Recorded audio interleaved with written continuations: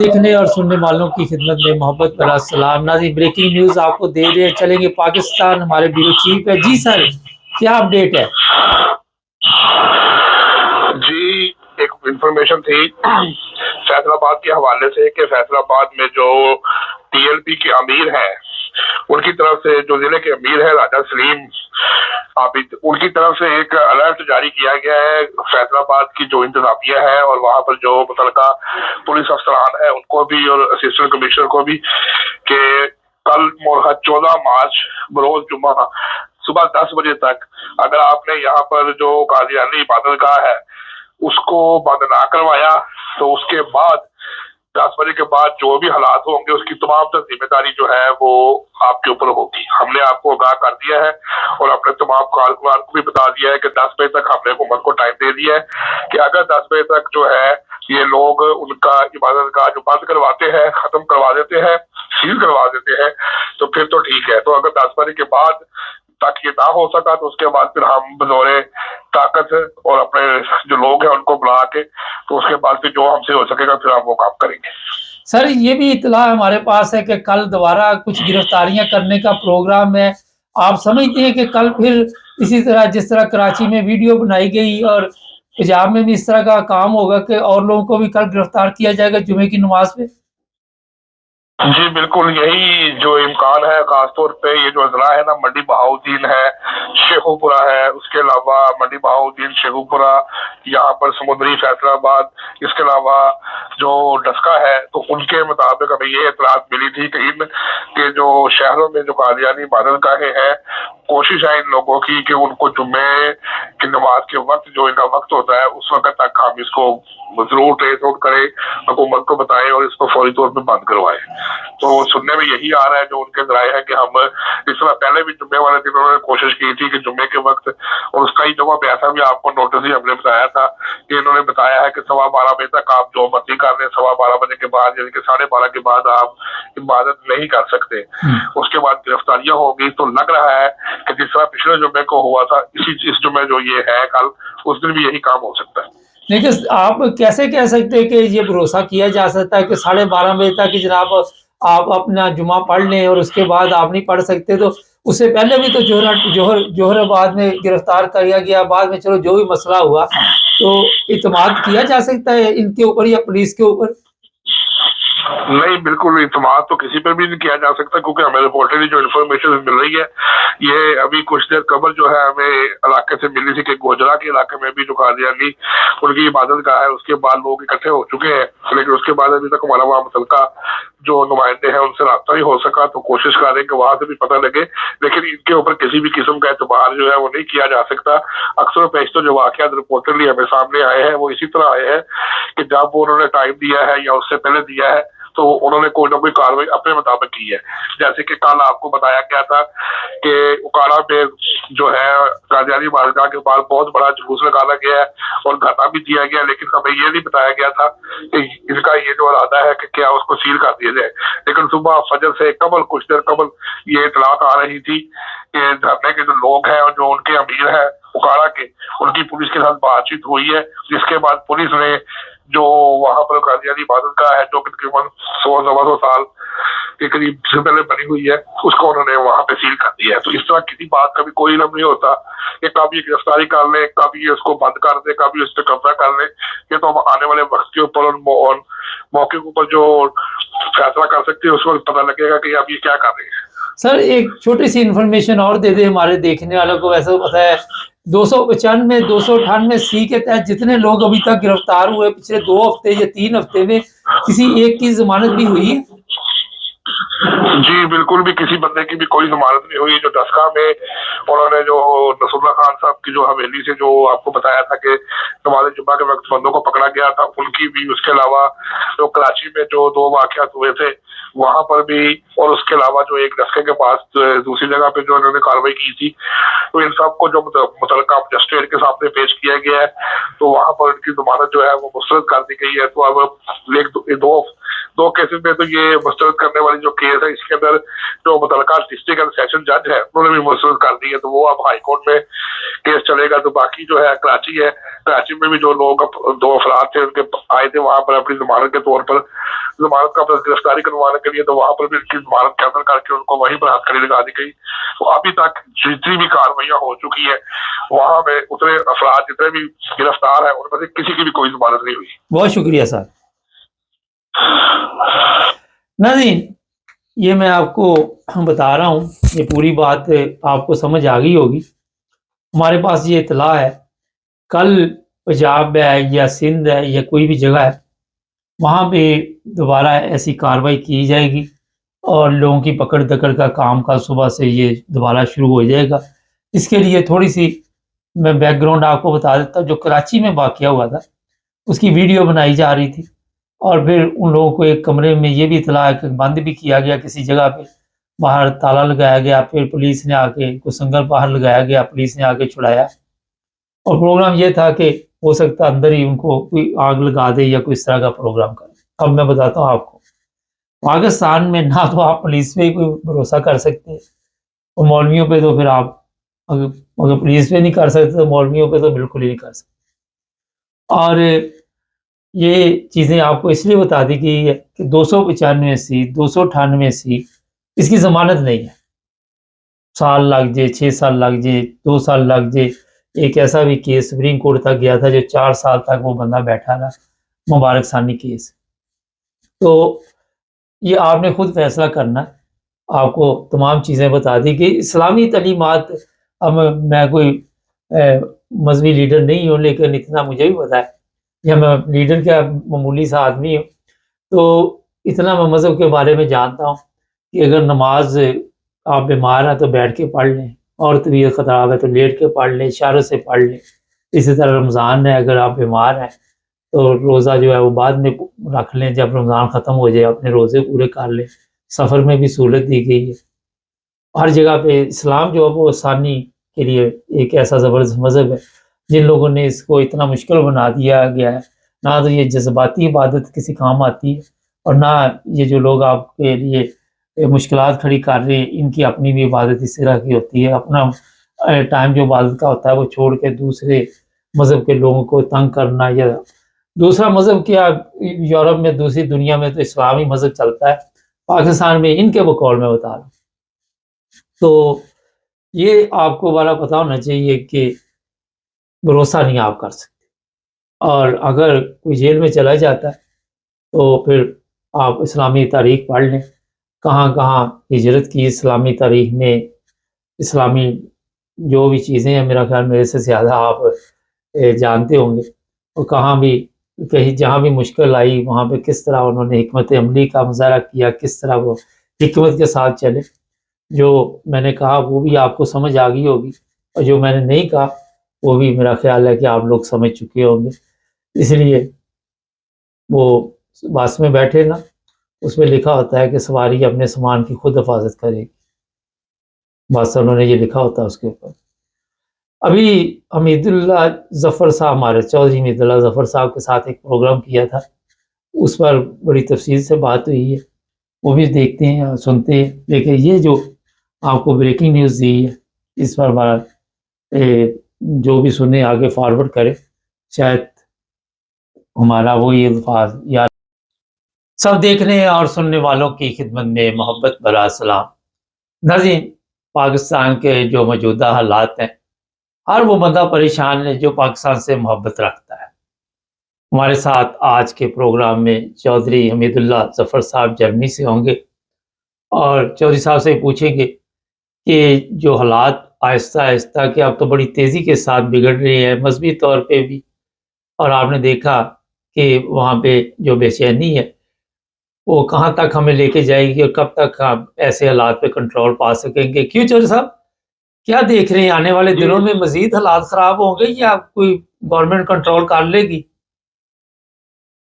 हालात तो बतदरीज खराब हो रहे हैं और होते जा रहे हैं। बात यह है कि पाकिस्तान इस तरह खोखला हो चुका है کہ نہ ہماری معیشت ہے، نہ ہماری اخلاقیات ہے، نہ ہماری سیاست میں ہی کوئی ایسی گرم جوشی ہے کہ ہم ملکی مسائل کو حل کرنے کے لیے کسی جگہ اکٹھے ہو کے بیٹھ سکیں۔ تو ایشوز جو ہے وہ بڑھتے چلے جا رہے ہیں اور مسائل کو حل کرنے کی طرف جو ہے وہ بہت ہی سد مہری ہے۔ تو اس لیے جب حکومت جو ہے اس کی کارکردگی بھی کوئی نمایاں نہیں ہے، اور پھر حکومت اتنی مؤثر نہیں ہے، نہ اس کی کوئی ایسی پالیسی ہے کہ وہ ملکی مسائل کو حل کرنے کی طرف کوئی اکیلی قدم بڑھا سکے۔ جہاں تک دوسرے لوگوں کے تعاون کی بات ہے تو حکومت تو وہ تعاون حاصل کرنے کی بجائے اگر کوئی ایشو ابھرتا ہے تو بجائے اس کے کہ وہ مل جل کے مختلف پارٹیوں کے ساتھ بیٹھ کے ملک کے مسائل کو حل کرنے کی طرف توجہ دلائے، وہ تو آپس کی جو ناراضگیاں ہیں ان کو مد نظر رکھتے ہوئے وہ بیانات کی حد تک وہ کام کرتے ہیں، اس کے بعد تو یہ چیزیں ساری ختم ہو جاتی ہیں۔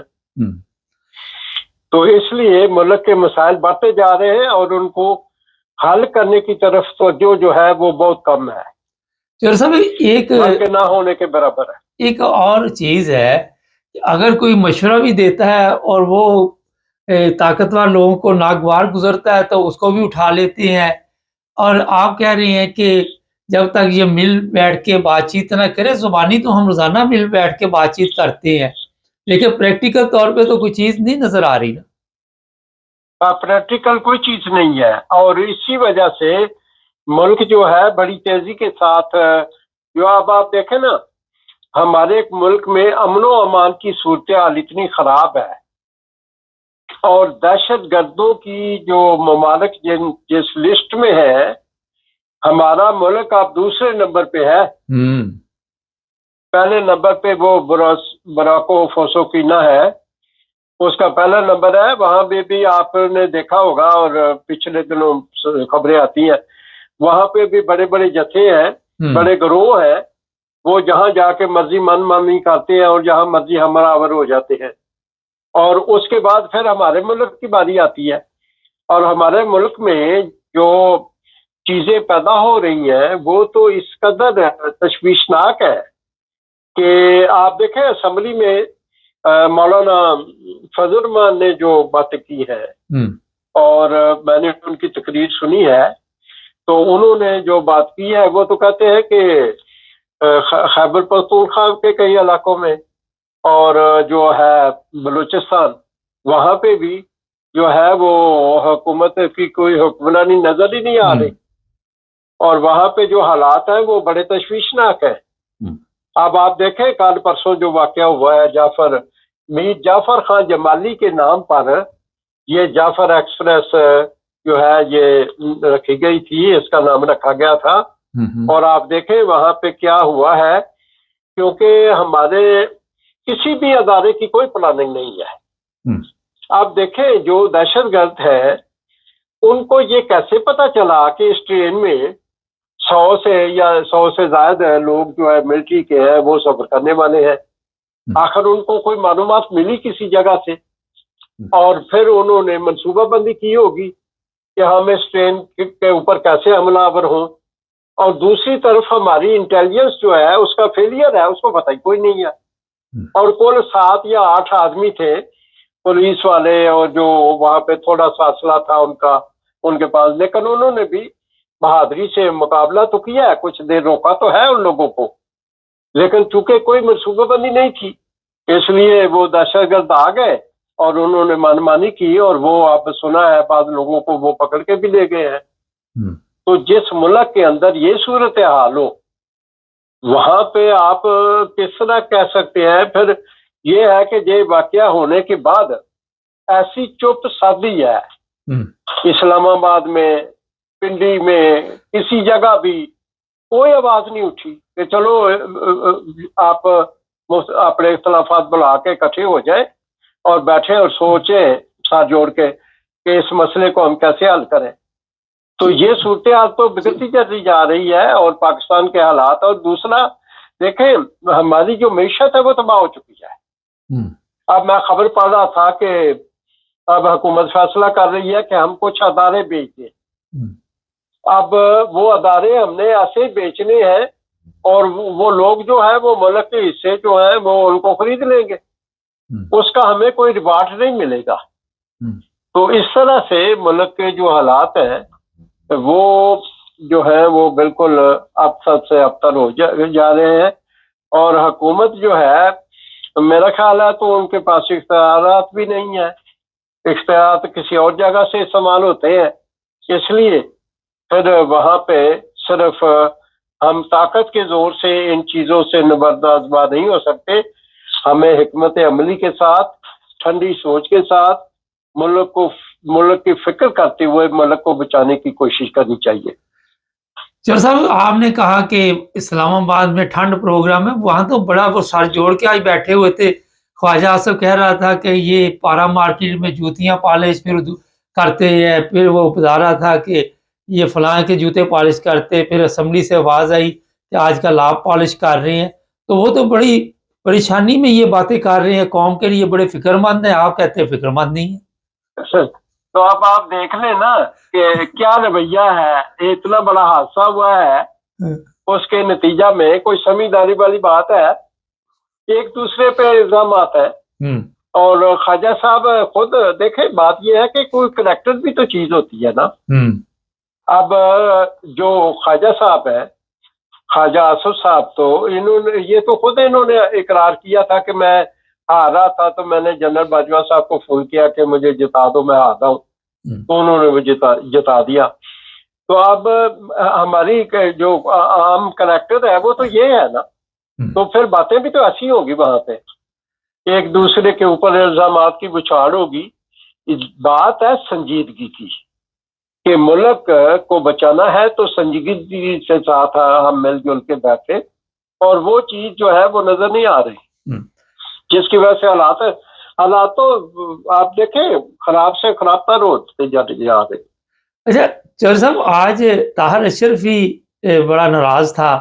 وہ کہتا کہ جو باہر کے لوگ ہیں وہ چاہتے نہیں کہ ہم ایک قوم بن سکیں, اور ہمارے اندر دراڑ ڈال دی ان لوگوں نے. یہ بتائیے کہ دراڑ کس نے ڈالی پاکستان میں؟ یہ تو ان علماء نے ڈالی ہوئی ہے دراڑ, یا سیاستدانوں نے ڈالی ہوئی ہے اپنے مقصد حاصل کرنے کے لیے. آج تک انہوں نے قوم کو ایک پلیٹ فارم پہ اکٹھے نہیں ہونے دیا. ان کو پتا ہے جب یہ اکٹھے ہو جائیں گے تو ہماری پھر ظاہر ہے کوئی بات نہیں سنے گا. صحیح, وہ تو آپ دیکھیں جہاں تک مذہب کا تعلق ہے, ہمارے ہاں جو کریکٹر ہے وہ مذہب میں بھی تو نہیں ہے نا. آپ دیکھیں کتنی افسوسناک خبریں آپ پڑھتے ہیں کہ مسجدوں میں کیا ہوتا ہے, کوئی صحیح تعلیم دیتا ہے. اور طاہر اشرفی صاحب کا تو اپنا حال کیا ہے, ان کے متعلق تو بہت ساری ایسی خبریں ہیں جو میں سمجھتا ہوں یہاں پہ بات کرنی مناسب نہیں ہے. یہ تو خود سعودی عرب کے بل بوتے پر پیسے لے کے اور اس طرح سے کرتے رہے ہیں سارا کچھ. تو اس لیے نہ ہمارا کوئی مذہبی لیڈر ایسا ہے, نہ ہمارا کوئی سیاسی لیڈر ایسا ہے کہ جو مطلب ہے کہ ان حالات میں کوئی اچھی سوچ کے ساتھ ملک کی بہتری کے لیے اکٹھے ہوں اور آگے بڑھیں. یہ تو بڑا فقدان ہے وہاں پہ. اب مطلب ہے کہ وہ ایک نظم کا شعر ہے کہ ایسا دھندلا تو کبھی مطلع انوار نہ تھا. اب تو یہ ہے کہ اتنا مطلع انوار دھندلا ہوا ہے, پاکستان کا نقشہ اتنا خراب ہوتا چلا جا رہا ہے کہ وہاں پہ تو کوئی بہتری والی چیز نظر نہیں آتی. مجھے ایک بزرگ نے فرمایا تھا چند سال پہلے کہ پاکستان میں تو بے ایمانی بھی خالص نہیں ملتی. تو اب آپ دیکھیں جہاں کا منظرنامہ یہ ہو وہاں پہ تو مطلب ہے کہ کوئی چیز محفوظ نہیں, وہاں امن و امان ہی نہیں ہے. آپ گھر سے نکلے آپ کو پتہ نہیں آپ نے واپس آنا ہے کہ نہیں آنا. بالکل ایسے ہی ہے. آج ہی میں دیکھ رہا تھا جو لوگ ٹرین پہ جا رہے تھے, وہ جو ڈرائیور تھا وہ بھی جان سے چلا گیا, اس کو بھی پتہ نہیں تھا کہ پتہ نہیں یعنی منزل پہ پہنچنا یا نہیں پہنچنا. تو بات تو آپ کی درست ہے, پتہ تو کسی کو بھی نہیں کہ منزل پہ پہنچنا کہ نہیں پہنچنا نا. دیکھیں نہ عورت کی عزت محفوظ ہے, نہ بچے کی عزت محفوظ ہے. کوئی لڑکی اکیلی اپنے گھر نہیں پہنچ جا سکتی. تو اس ملک کا کیا بننا ہے؟ وہاں پہ کیسے آئے گی امن پسندی آئے گی؟ کیسے وہ ملک کو یکجا کر کے آگے بڑھیں گے؟ اس کے لیے تو بڑی قربانی. اور دیکھیں بات یہ ہے ملک صاحب، اس وقت جو بھی سیاستدان ہے ان کی پاکستان کے لیے کوئی کنٹریبیوشن نہیں ہے. ان کے باپ دادوں نے شاید کو قربانیاں دی ہوں گی لیکن وہ تو بھول چکے ہیں. تو جہاں پہ یہ حالات ہے کہ ہمیں ملک مل گیا، ہم نے لوٹ مار کی اور کمائی کی اور باہر چلے گئے، باہر جا کے ہم نے جائیدادیں بنا لی، تو پھر ملک کا تو اللہ ہی حافظ ہے. اچھا چور صاحب، آپ نے ابھی ایک بات کہی، سوری معذرت چاہتا ہوں، کہ نہ سیاستدانوں کے پاس ہے کوئی ایسا سسٹم کہ ملک کو بہتری کی طرف لے کے جائے، نہ علماء کے پاس ہے، یہ کہیں اور سے فیصلے آتے ہیں. تو جہاں سے فیصلے آتے ہیں ان کے پاس بھی کوئی چیز نہیں ہے آپ کے خیال میں؟ نہیں ہے، کوئی چیز نہیں ہے. وہاں پہ صرف یہ ہے کہ ہم زور کے بل بوتے پر ہر کام کریں گے. اب ایسے حکومتیں تو نہیں چلتی. اب دیکھیں بات یہ ہے کہ میرا تو کسی سیاسی پارٹی سے تعلق نہیں ہے، لیکن بات یہ ہے کہ وہ جو پاکستان کی سب سے اکثریتی پارٹی کا لیڈر ہے عمران خان، اس کو باہر نکالیں، اس کو اس کے ذریعے بیٹھیں، سارے باتیں کریں اور کوئی حل نکالیں. لیکن سنجیدہ ہو کر کوشش کرنے کی ضرورت ہے، اور وہ سنجیدگی کہیں نظر نہیں آ رہی. چور صاحب، آج کل ایک اور بڑا جو مسئلہ بنا ہوا ہے وہ وہاں پہ مساجد پہ حملے ہو رہے ہیں، لوگوں کی گرفتاریاں ہو رہی ہیں، مذہب کے نام پہ لوگوں کے اوپر 295 298 سی لگائی جا رہی ہے، اور کوئی لیڈر نہیں بول رہا، کوئی اس طرح توجہ نہیں دے رہا. لیکن جب یہ کیس ان کے اوپر بنے تھے تو اس وقت میڈیا پہ بھی خبریں چل رہی تھی، سارا کوئی چل رہا تھا. کوئی سعودی عرب سے واپس آیا تو اس پہ یہ کیس بن گیا توہین مذہب کا یا توہین رسالت کا. لیکن جو کیس اب بن رہے ہیں مکمل طور پر وہ ایک آپ کہہ سکتے ہیں کہ جھوٹے بھی ہیں اور فتنہ اور فساد پھیلانے کے لیے بھی یہ کام کیا جا رہا ہے. تو ہم تو ہر طرف سے اخلاقی طور سے گر چکے ہیں، تو اب کیسے نکلے گی قوم یہاں سے؟ بلکہ ایک خبر یہ بھی ہے، میں نے سنی ہے، اور حکومت ایسے لوگوں کو پکڑ رہی ہے کہ بعض لوگوں کے اوپر توہین مذہب کا وہ کیس ڈراتے ہیں ان کو، اور کہ ہم تمہیں توہین مذہب میں جو ہے وہ بلیک میل کر رہے ہیں، بلیک میل کر کے پیسے اکٹھے کرتے ہیں. اب گورنمنٹ ان کے پیچھے لگی ہوئی ہے کہ ہم کس طرح، دیکھیں اس کو تو لوگوں نے ہتھیار بنا لیا. تو یہ کیسی مخلوق ہے کہ جو جہاں پہ کسی کے کو حق و باطل کا کوئی کسی کو پتہ ہی نہیں ہے، کون سچا ہے کون جھوٹا ہے. اور پھر دوسرا یہ ہے کہ مولوی کا پریشر ہوتا ہے، وہاں جج بھی جو ہے وہ بھی کوئی فیصلہ نہیں کر سکتا، پولیس خود پریشر میں آ جاتی ہے اور پھر جا کے لوگوں کی مرضی کے مطابق جو ہے وہ فیصلے کرنے شروع کر دیتی ہے. اور پھر ایسے گروپ جو ہیں ان کو کوئی روکنے ٹوکنے والا نہیں ہے، ان کی اجازہ گردی ہے، جس کو مرضی کہہ دیں وہ مذہب کا پھیتا لگا کے تو اس کو ذلیل و خوار کر کے رکھ دیں. اور پھر مساجد میں جو ہو رہا ہے، دیکھیں بات یہ ہے کہ اسلام کہاں ہے؟ اسلام کی تعلیم تو یہ ہے، رسول کی صلی اللہ علیہ وسلم نے فرمایا اگر تم جنگ کی حالت میں بھی ہو تو جہاں جاؤ وہاں پہ کسی مذہب کا کوئی بھی عبادت گاہ ہے، کوئی گرجا ہے، کوئی مسجد ہے، کوئی بوڑھا ہے، کوئی بچہ ہے، کوئی عورت ہے، کوئی درخت تک کاٹنے سے منع کیا گیا ہے. کسی کے مذہب عبادت خانے کو فرمایا کہ اس کو کوئی زند نہیں پہنچانا بلکہ امن دینا ہے، تو اس کا تحفظ کرنا ہے. تو آج کہاں ہیں ہم، کہاں کھڑے ہیں؟ وہ اسلام کی تعلیم سے تو بالکل دور پڑے ہٹ کے جو رسول کریم صلی اللہ علیہ وسلم کا اسوہ حسنہ تھا وہ مسلمان کہاں نظر آتے ہیں. اور پھر یہ دیکھیں عجیب بات یہ ہے، علامہ اقبال تو کئی سال پہلے یہ کہہ چکے ہیں، نسل میں تم جو نصارہ تو تمدن میں ہنوز، یہ مسلمان ہیں جنہیں دیکھ کے شرمائے یہود. کہیں فرقہ بندی ہے اور کہیں جاتے ہیں کیا زمانے میں یہی پنپنے کی باتیں ہیں؟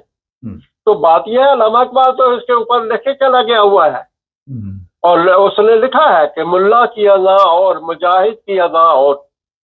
تو اب دیکھیں اسلام تو اس شکل میں اب انہوں نے پیش کیا ہے جو مطلب ہے کہ ظلم اور جبر کی تعلیم دیتا ہے.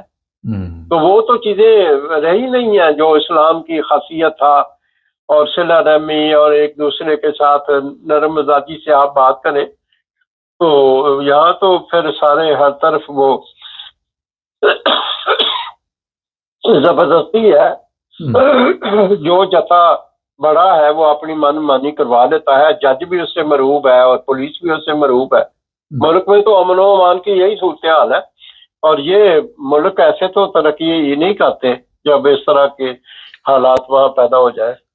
چلو صاحب، نعرے تو بڑے زبردست لگتے ہیں کہ عاشق رسول ہیں ہم، اور نعروں کے ساتھ آپ سمجھتے ہیں کہ مذہب کو چلایا جا سکتا ہے؟ بات یہ ہے کہ جب تک آپ کا عمل جو ہے وہ ٹھیک نہیں، اور جو قرآن کریم تعلیم لے کے آیا ہے اس پہ عمل نہیں، تو صرف زبان سے کہہ دینا تو کوئی معنی نہیں رکھتا. لیکن وہاں پہ اللہ تو تعالیٰ نے بھی جی اللہ تعالیٰ نے بھی قرآن مجید میں فرمایا ہے نا، لما تقولون ما لا تفعلون، وہ بات کیوں کہتے ہو جو تم کرتے نہیں. تو دعویٰ تو ہم اسلام کا کرتے ہیں، لیکن عمل ہمارا جو ہے اسلام کی تعلیم کے بالکل خلاف ہے. تو وہاں نتیجہ تو پھر اچھا اور اصلی نہیں نکل سکتا. آپ کیا سمجھتے ہیں کہ جس طرح یہ نئی نسل جس راہ پہ چل پڑی ہے، یہ کون اس کو ٹھیک کرے گا؟ وہاں کے حالات دیکھ کے تو کئی دفعہ خوف آتا ہے اور سوچ میں پڑ جاتے ہیں کہ اتنے خوفناک حالات بنا دیے گئے ہیں، نہ بچہ محفوظ ہے مدرسے میں، نہ عورت محفوظ ہے، نہ بچی محفوظ ہے. کوئی سمجھ نہیں آتی کہ کس طرف چلے گے یہ حالات. بس یہ قوم کی غلط فیصلے اور غلط نتیجے ہیں، اور یہ اس میں تو کوئی اصلاح کا پہلو نکلنے والا نہیں ہے. تو اس لیے وہاں کوئی حق و باطل کی تمیز ہی نہیں ہے. تو وہاں اللہ تعالیٰ جو ہے وہ پھر اپنی رحمت کے دروازے تو نہیں کھولتا. اس لیے قول و فعل میں بڑا تضاد ہے. ملک کے حالات تو ایسے ہیں، دیکھیں دل نہیں کرتا پاکستان جانے کو کہ وہاں کیا ہوگا، آپ کو کوئی خبر نہیں. اور خاص طور پر جو باہر سے لوگ جاتے ہیں وہ تو بڑے غیر محفوظ ہو جاتے ہیں، کیونکہ وہاں پہ تو ان کے امن کی کوئی ضمانت نہیں ہے. تو اس لیے یہ صورتحال جو ہے یہ بڑی تشویشناک ہے، اور جو ملک کے حالات ہیں وہ ابتر سے ابتر ہوتے چلے جا رہے ہیں، اور ان کو ٹھیک کرنے کے لیے کوئی سنجیدہ کوشش نہ کوئی سیاستدان کرتا ہے، اور باقی بھی سارا ادارے تو فیل ہو چکے ہیں. ہر جگہ کرپشن ہے، ہر جگہ بے ایمانی ہے، ہر جگہ جو ہے وہ. لیکن چر صاحب وہ مانتے تو نہیں نا کہ یہ سارا کچھ غلط جا رہا ہے، وہ تو کہہ رہے کہ ہم ٹھیک جا رہے ہیں، ہماری ترقی کو تو کوئی روک ہی نہیں سکتا. ترقی کہاں ہوئی ہے؟ ترقی اتنی ہوئی ہے کہ ہم دہشت گرد ملکوں کی فہرست میں دوسرے نمبر پہ ہیں. یہ ترقی نظر آ رہی ہے، اور تو کوئی ترقی اور نظر نہیں ہے. پاسپورٹ ہمارا بھی کافی ایسی جگہ پہ پہنچ گیا، نیچے سے کوئی تیسرے نمبر پہ ہے. پھر ہمارے جج جو ہیں وہ 140 نمبر پہ ہے، پتہ نہیں، اب یاد بھی نہیں رہتا. اتنی ہم نے ترقی کی ہوئی ہے کہ یاد بھی نہیں رہتا نا. ہاں بالکل بالکل یہی بات ہے. بہت شکریہ. کوئی انصاف نہیں ہے، کوئی عدل نہیں ہے، کوئی نظام عدل ہو تو ملک میں ترقی ہو نا. ملک کی معیشت تب ہے. آپ دیکھیں عدالتیں بھی جو ہیں ان کو بھی زیر نگیں کر لیا گیا ہے، تو وہ وہاں پہ تو سارا نظام جو ہے وہ ختم ہو رہا ہے. ایک بڑا اہم سوال ہے چور صاحب سے. پچھلے دنوں قاضی فائز عیسیٰ کا بیان ہے کہ جو بھی فیصلے آتے اوپر سے آتے ہیں، ہم لوگ مجبور ہوتے ہیں. تو پھر یہ عدل کی کرسی بھی تو نا بیٹھے ہوئے، یہ تو وہاں پہ ایک آپ کہہ سکتے کلرک کہہ لے یا چپراسی کہہ لے، کچھ بھی کہہ سکتے آپ ان کو. یہ بات یہ ہے کہ یہ ہمارے اعمال کا ہی نامہ اعمال ہے. اصل میں من حیث القوم جو عملی نمونہ ہوتا ہے نا، اسی کے مطابق اللہ تعالیٰ کہتا ہے میں حکمران بھی ان پہ مسلط کر دیتا ہوں. تو جو کرے جو بیئیں گے نا وہی بوئیں گے نا. آپ نے ملک کی معیشت کا بتایا تھا. پاکستان زرعی ملک ہے، اور اب گندم والوں जो किसानों के साथ सलूक है, अब इस साल गंदम जो है वो ठीक नहीं होगी, हमें बाहर से मंगवानी पड़ेगी, हालांकि हम ज़री मुल्क है। इसी तरह कपास का फसल, इस पे हमारे डिपेंड करता था मैशत का, उस कपास की फसल जो है वो भी सही तरह काश्त नहीं होगी। गन्ना है वो भी आप चीनी बाहर से मंगवाएंगे इस दफा, उनके भी जो होते हैं, जब वो गन्ना देते हैं तो वहाँ मिलों वाले जो है मन मर्जी करते हैं, अपनी मर्जी का भाव लगाते हैं, रेट उनको खजल ख्वार करके उनको पैसे देते हैं। तो हर चीज में गिरावट है जी। ना ज़राअत हमारी ठीक हो रही है, ना मैशत हमारी ठीक हो रही है, ना ना इधर कोई तजारत करने के लिए, समय लगाने के लिए कोई नहीं आ नहीं, रहा। मगर तजारत हमारी अच्छी जा रही है, मजहबी तौर पे तो जबरदस्त बिजनेस जा रहा है तजारत का, मजहब का नहीं, मजहब तो फिर तजारत नहीं होता ना। मजहब जो मजहब कहता है उसके मुताबिक तो लोग अमल नहीं करते। लेकिन चौर साहब, उलमा तो अमीर से अमीर हो रही है, किसान गरीब हो रहा है, तो फिर तजारत किधर हो रही है? उलमा में हो रही है ना। उलमा जो है वो तो लोगों से ही पैसे लेके खाते हैं ना, अपनी तो उनकी कोई नहीं है। नहीं तो बेचते ही है ना कुछ लोगों को देते ही है, तो लोग उनको पैसे देते हैं, वैसे तो नहीं देते। लोग हमारे जाहिल है ना, तालीम तो है नहीं है, ये तालीम तो नहीं है। यही मैं सुनना चाह रहा था। जहाँ तालीम से अखलाक खत्म हो जाए वो तालीम सती तालीम होती है, वो तालीम नहीं होती। बहुत शुक्रिया चर साहब ने, जबरदस्त बात है। बहुत शुक्रिया, थैंक यू। बहुत बहुत नाज़रीन, आप अंदाजा लगाएं कि आज पाकिस्तान दुनिया में किस मकाम पे है, किसी को कोई फर्क नहीं पड़ता पाकिस्तान आज वजूद में है या नहीं है। इंटरनेशनल लेवल पे किसी को इतनी दिलचस्पी नहीं है, ठीक है, बयानात दे देते हैं, लेकिन दूसरी तरफ आप देखें जो दूसरे ममालिक है वहाँ पे क्या हालात है। फ़र्ज़ करिए इंडिया की मैं बात करता हूँ, यूरोपियन यूनियन के लोग वहाँ पे जाते हैं बिजनेस के लिए, जर्मन जा रहे हैं, हमारे कौन जाएगा? हमारे अपने हालात ठीक नहीं, हम खुद नहीं जाते, डरते कि यार क्या बनेगा वहाँ पे जाकर। बड़े लोगों को यहाँ पे महब वतनी का बुखार चढ़ता है, लेकिन अरसा दराज से वो बाहर बैठे हुए। आज भी जो चौधरी साहब ने बताया कि अखलाकी तौर पे ऐसी हालत बन चुकी है कि वापसी के लिए कोई सोचने वाला बंदा भी कोई नहीं हमारे पास, लीडरशिप कोई नहीं।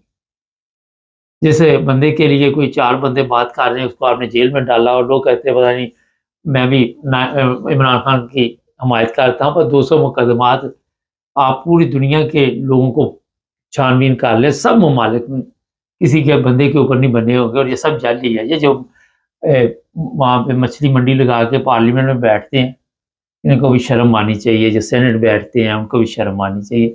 चैनल को सब्सक्राइब कर लें, जुड़े रहें हमारे साथ ताकि और भी प्रोग्राम देखते रहें।